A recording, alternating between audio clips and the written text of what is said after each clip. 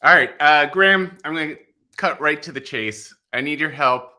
I don't know if I'm doubling too much, too little, or if I'm, doing it just about right. I don't know if these two hands will be illustrative or helpful, but they're two random hands back to back. I doubled two hands in a row on a random tournament on BBO and trying to make sense of it with that question in mind, hoping you can help out. Cool. Let's have a look. All right. And everyone, thank you for joining us. Here we go. All right. So, Graeme, first, without even seeing the lead or, what happened, this is the first of the two hands. What do you think about that auction? What do you think about that double? Yeah.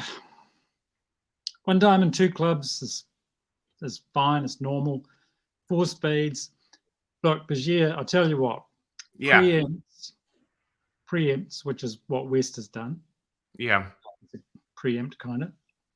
Preempts work. That's why we do them. And that's why the opposition do them. Yeah. They're there to put you under pressure. And they give you difficult decisions.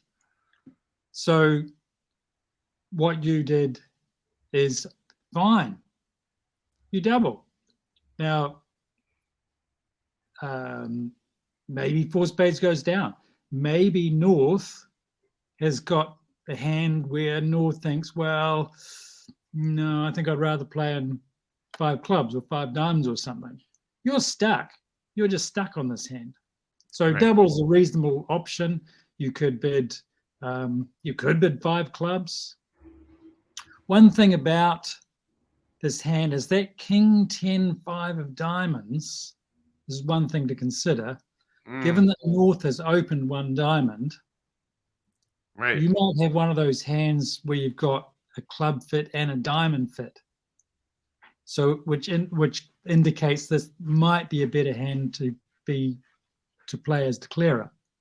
Right. And we have the strength for it. You have the strength for it. And your King of Spades is basically useless. Right. So I think you shouldn't think of it as right or wrong. The preempt put you in a difficult position and you chose to double. You could have bid five clubs. I think those are the two choices. Maybe I'm slightly in favor of five clubs here, especially with that vulnerability. Because we're vulnerable and right. they're not. So if we can make a game, we're going to score 600 points. Now, if we double them, and even if we take them down by 3, doubled is 500. It's not as good as our 600. Once again, really understanding our scoring seems to help out, doesn't it, Graeme? It's funny. I saw the red vulnerability and I go, I don't want to be declare. But if I had better understood and thought about my scoring, what it would mean, maybe it would have steered me in the better direction. Right. Now, West, who might not be thinking West might not be thinking he or she is making the contract. Vulnerability is important for West here because West might be thinking of a sacrifice. But you're not. If you bid five clubs, it's because you think you can make it. Yeah. So you want to be vulnerable because you get all those extra points.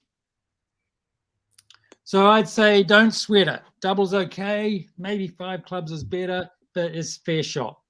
All right. Folks watching, what would you do in this instance? I'll load up the second hand. Let's get your reaction for this one as well. I'll then share how it worked out, but it might have just been how the cookies crumbled for each. All right, this was the very next hand. Now they're vulnerable. We're not. No, I wouldn't be doubling.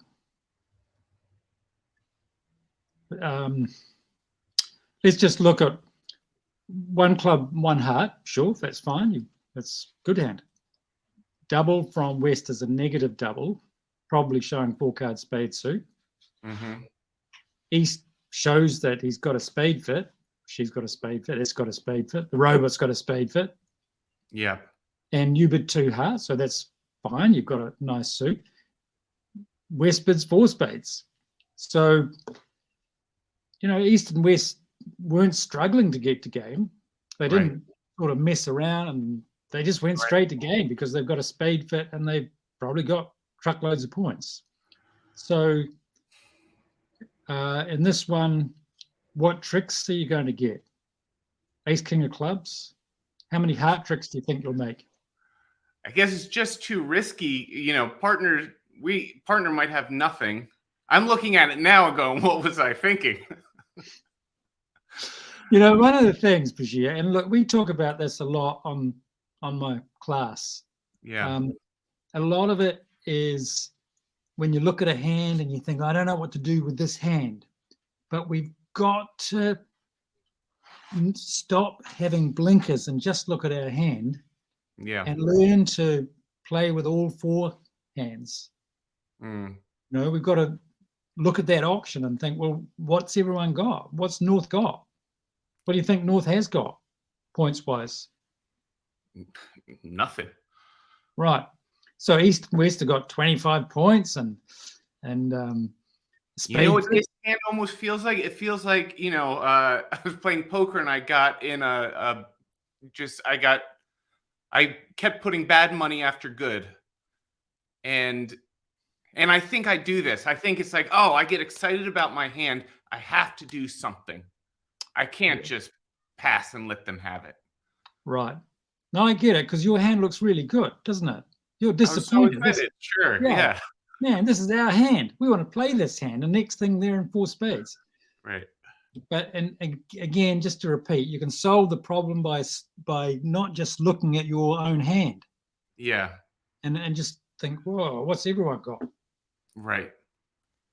Gosh, well, I count myself really lucky to be able to get this feedback from you. As is so often the case, the results came back and this double paid off. The first one didn't. I think I misplayed this one and maybe it would have paid off. But the important thing being, I just, one, didn't know if those doubles were wise and didn't know the larger question, which I keep coming back to, is what guidelines I can better keep in mind when knowing when is it a good time to double, when isn't it? Yep. I guess it comes back to one of the things you said right at the start. If you know how to score and you understand the difference that vulnerability makes, that's important. That's vital. So really the 2 things we talked about, you've got to know how to score and you've got to take the blinkers off and look at the big picture. Right. Now, I know some people have, I've never been keen on them, but some people have these sort of formula for, if I've got X number of points and they're at this level and blah, blah, blah, we can double. Man, I don't think, this doesn't go like that. You can't get a formula for double. But Graeme, we need our Dumbo feather. Can't you tell us the exact number of points and the exact cards in the opposition suit? As is so often the case, Graeme, you push us to do the work to really think about and understand why we're doing what we're doing at the table. There are no shortcuts, although having said that, there are shortcuts. You know the shortcut? Scoring. So I call up Graeme asking, help me know. Should I double more? Should I double less? Learn how to score. It's that simple, isn't it? All right. Thank you, Graeme. Thank you, everyone, for joining us. Leave a comment. Let us know what you guys think about these hands or in general. Till next time. Good one. Thanks all. Bye.